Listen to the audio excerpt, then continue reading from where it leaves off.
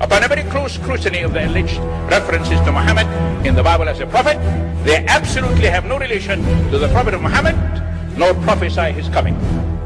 Muhammad is not mentioned in the Old Testament. Muhammad is not mentioned anywhere from Genesis to Revelation. If Muhammad is God's true messenger, that's a joke.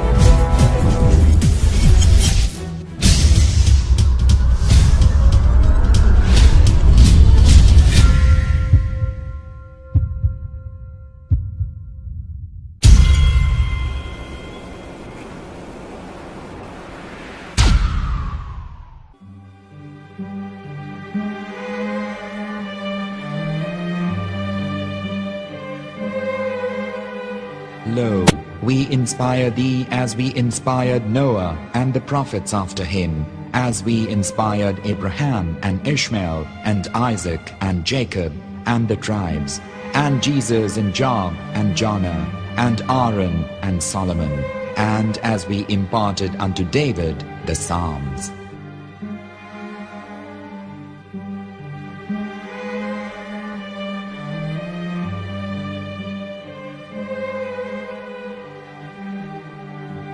The verse we've just heard is from chapter 4 of the Quran.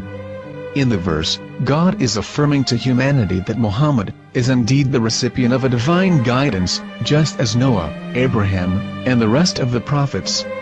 However, some Christians and Jews today don't believe that Muhammad was a prophet and the covenant that God made with Abraham.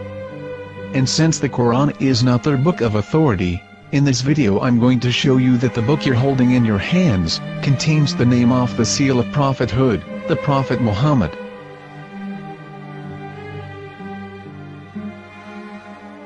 As known, the Old Testament was preserved in the Hebrew language. In the 5th chapter of the Shir HaShirim, which is one of the 5 Megillat or sacred scrolls that are part of the Hebrew Bible, or for short the Song of Solomon, as Christians know it today. That chapter is discussing someone. Jews will say it is discussing Solomon, while Christians will say it is discussing Jesus. Considering this is the Songs of Solomon, it would seem logical that it is discussing Solomon. The verses, describing this mystery man, have the narrator's speech conjugated in the feminine, meaning it is a woman who is describing this man. So it is possible that it is one of Solomon's wives discussing her husband Solomon. However, Christians assert that Jesus is being discussed, and that the chapter is describing a man who was not yet alive at that point. A prophecy.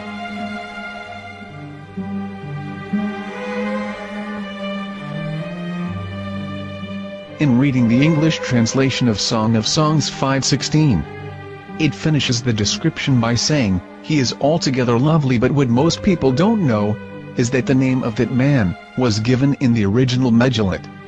Here is verse 16, and how it is written in ancient Hebrew, before introducing the vowels, in the 8th century. From the Hebrew Bible, on scripturetext.com.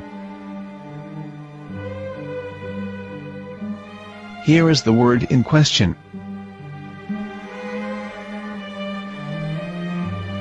This word is made of 4 letters.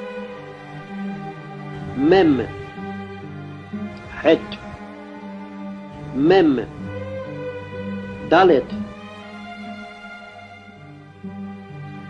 Now when reading the word as it is written in its original form, with no vowels, it can be read as Muhammad, which is the name of the Muslim prophet, or as Mamad with no A after the H.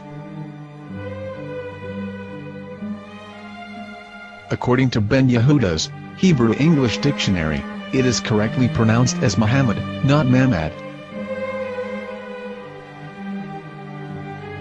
So how we're going to know for sure if it's pronounced as Muhammad, the Muslim prophet, or as Mamad, a random Hebrew word? The only way is to give the verse to a rabbi and say to him, "Please read."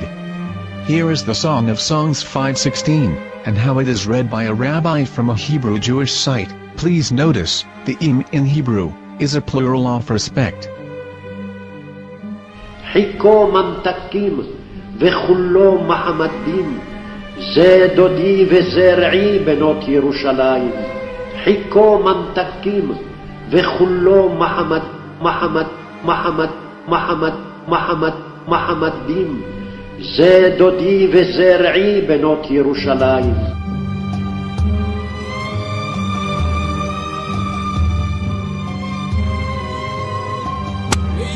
Coming out from the darkness, there are no other gods but God, and Muhammad is his messenger.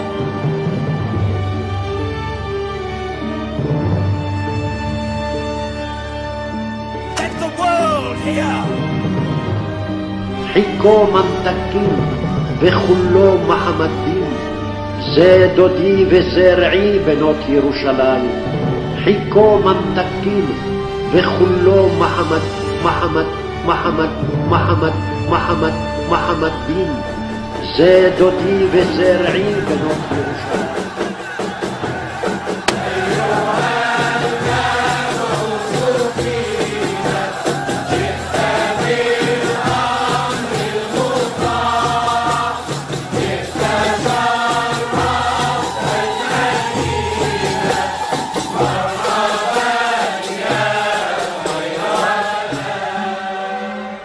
Here is the famous SDL translation tool, which includes a professional human translation, as well as an online translation.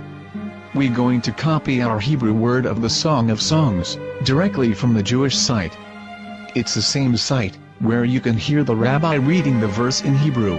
All links are in the description, so, we're going to copy the word and paste it, and ask, please translate. Are they going to translate the meaning of the name of that person? As the Bible translators did. Which is the praised and the lovely one, or are they going to keep the name as it is? Well, see it yourself. Here is the World Lingo Translator. The result is the same. It's Muhammad. We have no right. We have no right to translate names of people. Anybody. Your name should be retained. Mr. Black is Mr. Black, though he's white. You have no right to translate names of people. But they have been doing that. Muhammad ibn, they translated as altogether lovely.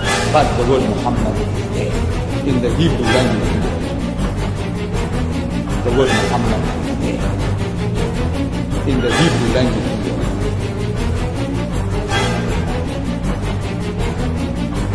I will tell you a story from my own personal experience. Years ago, I used to spend every Sunday afternoon in a place called Speaker's Corner. And in my years down there, I got to know a Jewish rabbi. He was a very nice man. He used to listen to me, and he was always very polite and talked about Islam in a very nice way. And one day during one of our conversations, after some years, I thought that it was about time I should invite him to Islam. So I said to him, you know, my friend, we have been talking now for many years, and even you have admitted to me that Muhammad is a prophet. So why then do you not embrace Islam? He said to me, we Jews, we never change our religion. I said, but half of the rabbis of Medina became Muslim. He said, that is true, but still, we Jews never change our religion. I thought, what can I say to him? He looked at me and said, listen to me, my friend. God sent to us a prophet Moses, and we didn't even listen to him.